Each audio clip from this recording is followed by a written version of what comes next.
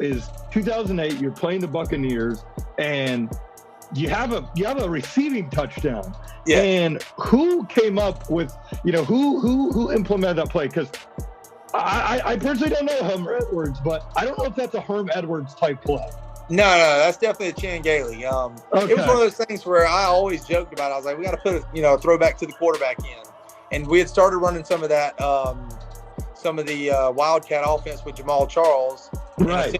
We pretty much, during that week, they finally, were like, all right, we're going to put it in. And, it was my job essentially was to kind of come off the line and essentially let the DB shoot, more or less inside and kind of try to make a play, whatever, on the run game. And then after we had ran 2 plays in the Wildcat, pretty much I had said to Coach Gailey, I was like, they're not respecting me. They're just shooting inside. And sure enough, obviously we ran the play, and actually Jamal kind of almost fumbled the ball, pitched it to Bradley. Mark Bradley. Yeah. Mark Bradley. He kind of fumbled the ball. So I think too that kind of what's his name? Barber. Rondé Barber. Pretty much saw him kind of fumbling the ball, so he took off. And at that point, I pretty much as soon as he went, I was gone. And when Mark, it was actually funny because the first day on Wednesday of practice that week, I actually dropped the pass or whatever in practice or whatever. And I was just embarrassed at that point. I'm like, there's no way that they're ever going to call it. And obviously I called it in Fridays, kind of run through practice or whatever.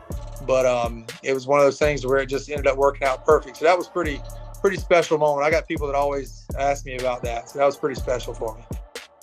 Yeah, a big time touchdown. One of the longest receiving passes out of a quarterback in NFL history. So that's always a good one. I see that on my timeline of the Mark Bradley, almost fumbling it, almost ruined the play, but luckily you caught it. But what was going through your mind as you saw the ball coming towards you? Were you thinking, do not drop this pass? No, I really wasn't. I was just sitting there thinking this is touchdown because, or more or less, I was saying, Mark, don't overthrow me, kind of thing. But I mean, he threw a perfect ball, and I was able to catch it. And honestly, when I caught it, I went running to go into the stands. And this is kind of when the NFL started doing more of a fine system. And I was like, if I jump in the stands, they're going to find me. So I kind of jumped up the stands.